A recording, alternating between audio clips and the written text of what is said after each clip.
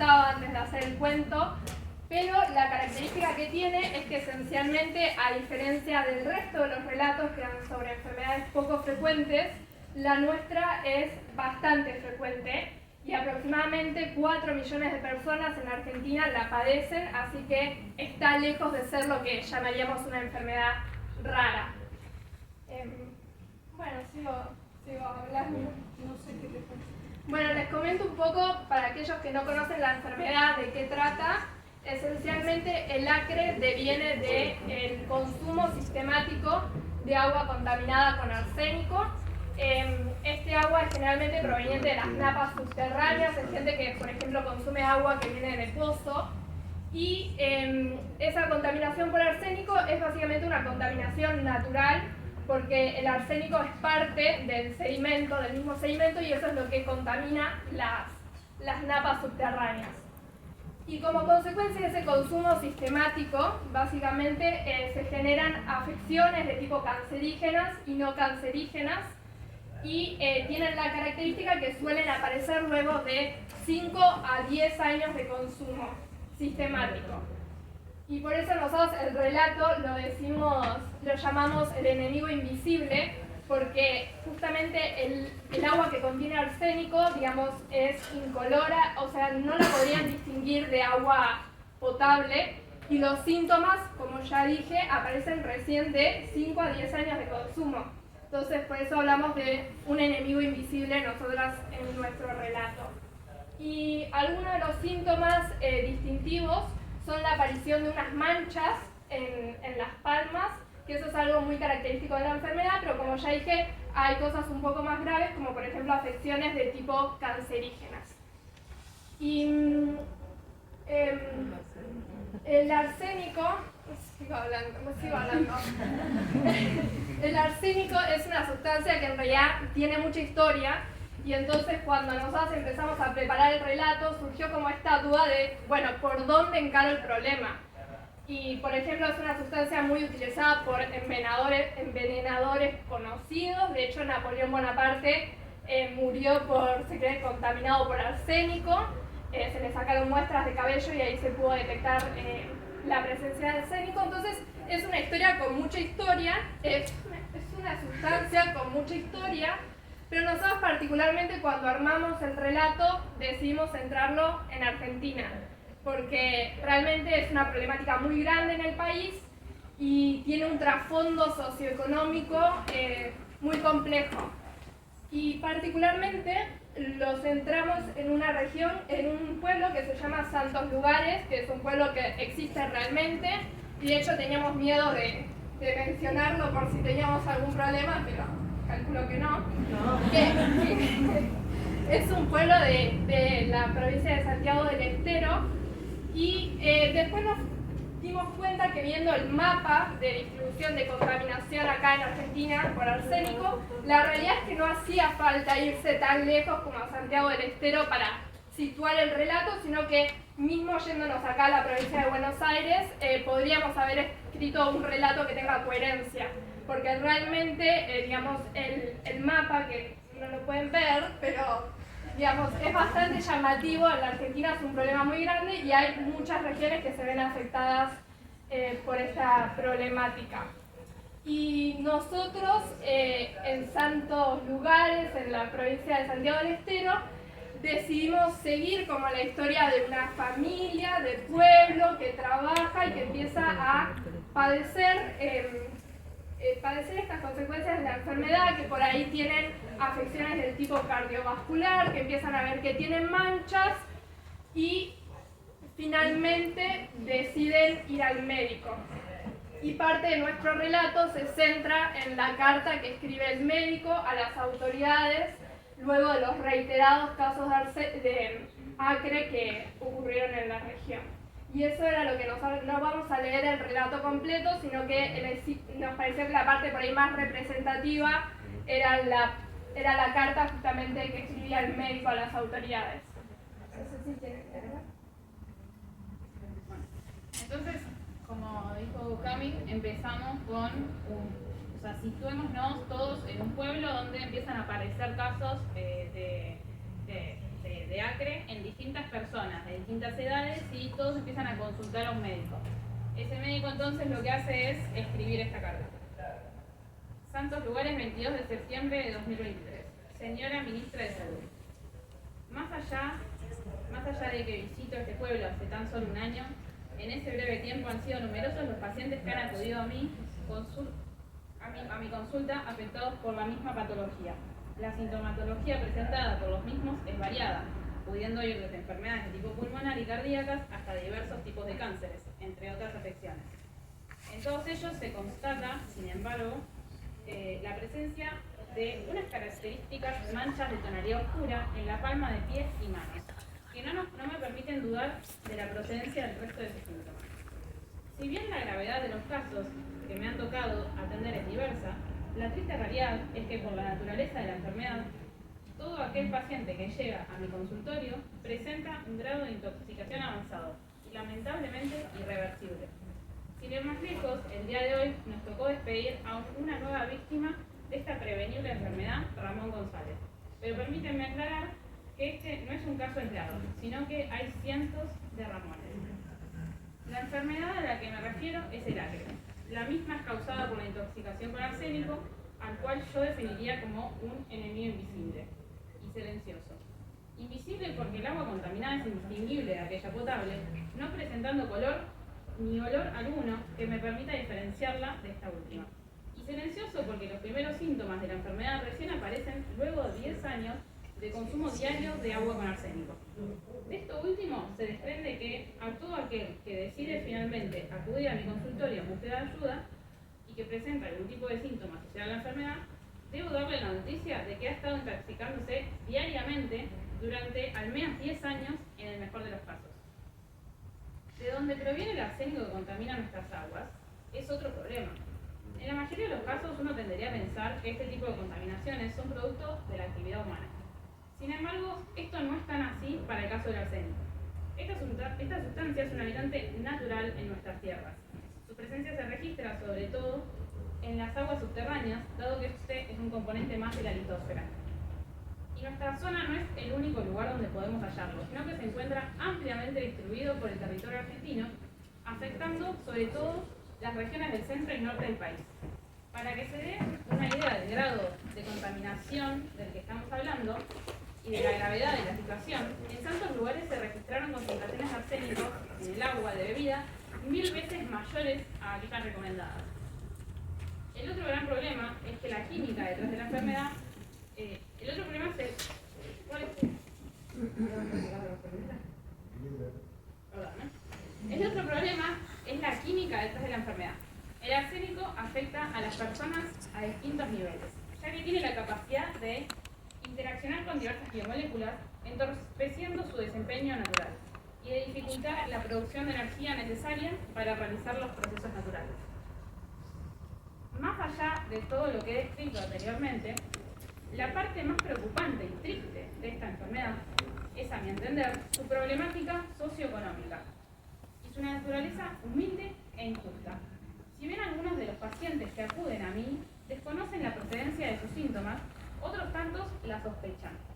Cualquiera sea el caso, una vez diagnosticados y notificados de su situación, estas personas regresan a sus hogares donde deben seguir consumiendo el mismo agua que los ha estado intoxicando hasta el momento, siendo incapaces de cambiar el rumbo de su destino. La realidad de pueblos como el nuestro es muy distinta a aquellos que se viven en las grandes urbes. Servicios que allí se dan por sentado, como el agua potable o redes locales.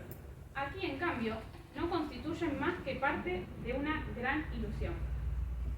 Muchas familias consumen el agua contaminada, no porque sean ajenos al peligro que esto conlleva, sino porque no se les concede otra alternativa. El acre es una enfermedad silenciosa, una problemática regional que acarrea enormes consecuencias para la salud y cuya solución radica únicamente en la obra pública.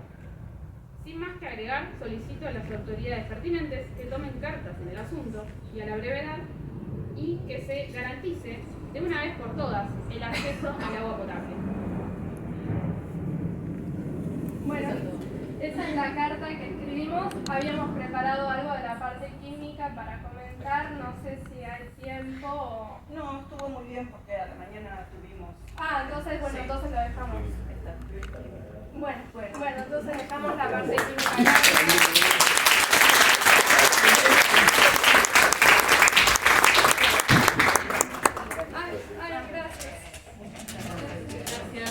Gracias. Bueno,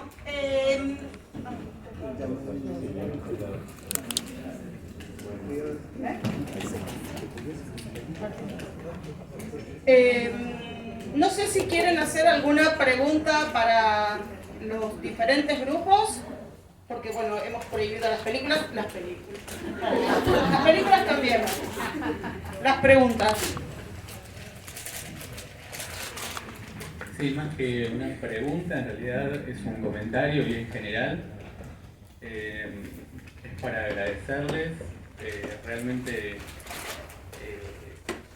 a las estudiantes, a las y los estudiantes. No sé si habrán notado las demás que la verdad que es un grupo de genios y de genios totales,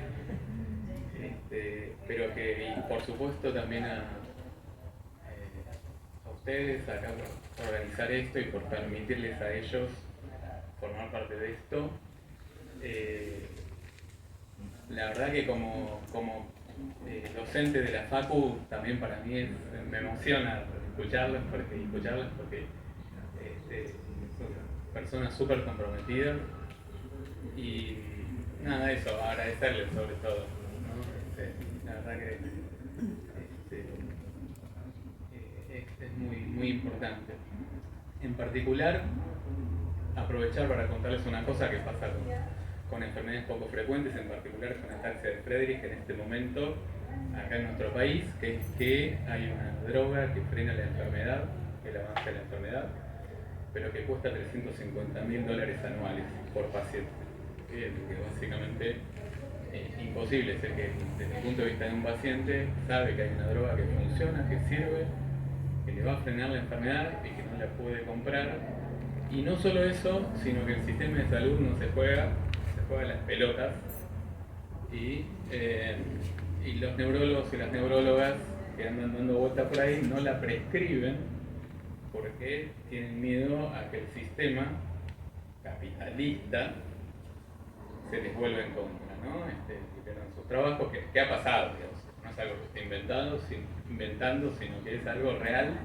Yo, la verdad que un poco iluso, digamos, no me la veía venir esta, pero es lo que está pasando. Es decir, que si ustedes conocen a alguna neuróloga o algún neurólogo que se juegue y que pueda participar en esto y que les recete a los pacientes esto, porque de ahí en más ellos, digamos, no es que al día siguiente les va a llegar, sino que empieza a haber todo un tema con las obras sociales, con el Estado, con quién se hace cargo, qué sé yo. La realidad es que esa droga, digamos, producir esa droga es barato, es algo muy barato, y que lo que está ocurriendo es lo mismo que contaba Tati con el diagnóstico, que suele ser caro. En este caso es exacerbadamente caro, y bueno, y hay derechos de las personas, derechos son, yo diría, derechos humanos que están en juego y que esta es la que me tocó conocer a mí, pero absolutamente todas, digamos, las 8.000, 9.000 enfermedades poco frecuentes tienen el mismo problema. Y activar, me parece que hay que activar porque esta es bastante trillada, pero más o menos el 10% de nosotros tenemos alguna de estas o vamos a tener. Entonces, bueno, eso. Pero más allá de este bajón que les acabo de tirar, que no me contagié de la primera charla de la tarde, ¿no? Pero no, más allá de eso, la verdad que agradecerles enormemente a los estudiantes por todas las pilas que le ponen y que le pusieron también en la materia, que son los que... Perdón.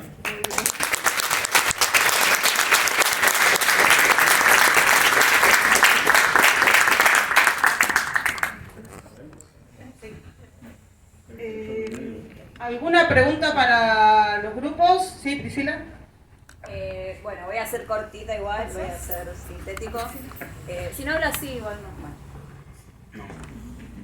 En primer lugar, Bueno, soy muy amante de las propuestas que en general hace Javier. Él la verdad es una persona muy humilde y no le gusta reconocer todo el trabajo que hace para vincular la ciencia con diferentes sectores de la sociedad, lo cual me parece sumamente necesario. Esta actividad no es la excepción, con la diferencia que ahora se suma otras de mis pasiones que también amo muchísimo, que es toda la parte de didáctica, del profesorado, del área docente, que a veces lamentablemente en la facultad no se le da todo el espacio que merecería.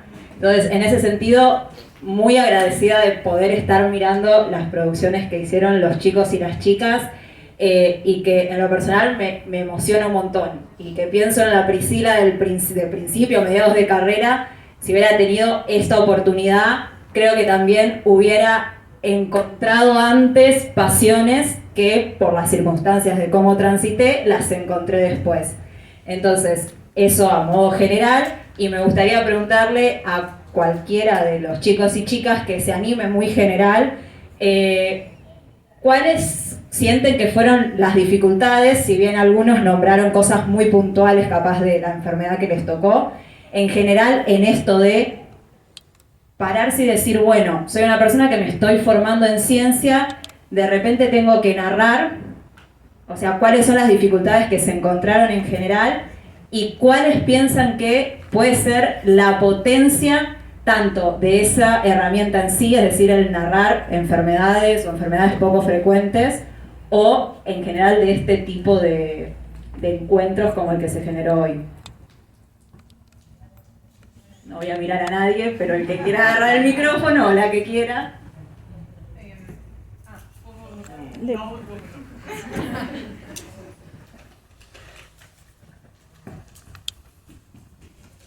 Yo creo que una de las dificultades con la que nos enfrentamos fue intentar simplificar a lo más posible todo lo molecular y lo biológico, y me pareció re importante el impacto que puede llegar a generar y el desconocimiento que tenemos todos de un montón de estas cosas, que nada, de la nada podés hacer un clic y decís, no sé, capaz conozco a alguien que puede llegar a tener esto, y nada, lo descubrí acá recién. No, yo solo quería decir que a mí me interesa mucho como la parte de las enfermedades, creo que hace a la química biológica como más interesante, como más palpable, entender como visualmente lo que puede llegar a pasar por las moléculas que nosotros estudiamos. Entonces eso me parece re interesante. Y de lo que dijo Priscila, no, o sea, el momento de escribir la historia es tipo, no tengo idea, o sea, nunca escribí una historia, o sea, capaz en la secundaria, pero leer enfrente de todos, oh, no, una vergüenza tremenda. Pero nada, estuvo muy bueno, nos divertimos mucho, creo, y nada, eso, gracias por la oportunidad.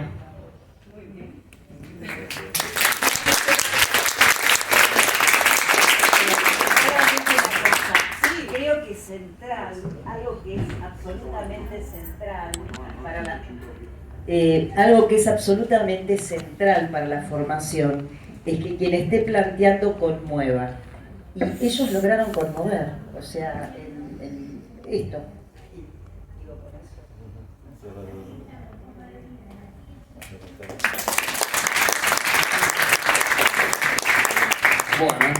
Bueno, muchas gracias. Me toca empezar a cerrar. Bueno, primero muchas gracias por haber venido, por haber participado, sobre todo los y las estudiantes. Muchas gracias a Priscila, muchas gracias a Javier, muchas gracias a Tatiana. Creo que en algún punto, bueno, y para hacer un cierre relativamente resumido, sintético, creo que para nosotros estas jornadas acá en esta facultad son muy relevantes porque de alguna manera son un hecho relativamente novedoso o inédito, que es que se hayan juntado gente del departamento de química biológica o gente de la materia química biológica o del IB3 con gente del CEFIEC, profesores, estudiantes, y hayamos podido trabajar colaborativamente en esto que fue el armado de las narrativas. y que haya tenido un lugar central en las jornadas. Es algo que para mí, como charlábamos antes con Javier en el intervalo, cuando nosotros éramos estudiantes de grado, quizás estas cuestiones que tenían que ver con los problemas que abordaba la ciencia en términos de para qué hacer la ciencia, a quién va dedicada, cuáles son las problemáticas que pretendemos abordar, demás, eran discusiones que se dan mucho entre estudiantes, pero quizás tenían poco correlato con los docentes. Y en este caso, para mí, realmente es muy relevante que docentes como Javier o como Priscila se comprometan desde sus lugares, siendo que es muy sencillo también estar en situaciones de comodidad y estudiar la molécula de la molécula de la molécula y del transmisor y del receptor, y abstraerse de estas problemáticas que son finalmente de las que se ocupa la ciencia, y que son problemáticas que sufren los seres humanos, y que detrás de la molécula y del receptor y del neurotransmisor hay seres humanos. Y que eso en muchos casos va en detrimento del trabajo, digamos, que requiere la academia, ¿no? Que es otro, el de publicar y el de estar al tanto y al detalle de lo último que está pasando con ese receptor o neurotransmisor o con la molécula o con la enzima o con lo que fuera. Con lo cual me parece que en ese sentido es un hecho relativamente novedoso. Es un hecho relativamente novedoso que ellos hayan aceptado y hayan venido a participar con nosotros. Ya Javier desde el año pasado había participado en las primeras que armamos y había quedado ahí como, bueno, si querés después lo contarás vos en algún momento, había quedado ahí como flasheando, como diciendo cuántas cosas tenemos que hacer los docentes de esta facultad. Pero bueno, realmente para mí es un fenómeno interesante, porque en otras épocas el CEFIEC estaba mirado así un poco más allá lejano. Quiere decir que es un proceso emergente donde nos estamos reconociendo. O como diría Berseñasi, ya nos estamos empezando a frotar, ¿no? De a poco. Así que para mí eso es realmente muy grato. Me parece que es un intento genuino de toda nuestra parte. Así como cuando decimos que nos interesa con los modelos de química poder explicar problemáticas de la vida real, bueno, también nos interesa con los modelos didácticos poder abordar problemáticas de la vida real, y esto es uno de ellos, y es un intento, trabajar interdisciplinariamente, colectivamente, estudiantes, docentes, etc. Así que, bueno, no mucho más. Agradecerles, espero que lo hayan disfrutado, y bueno, espero que nos veamos próximamente en algunas otras jornadas, y les tomo la palabra, no los veo ahora, no las veo, pero les tomo la palabra a todos aquellos que dijeron que querían aplicar narrativas y unidades didácticas en sus instituciones. Sepan que estamos acá. Bueno,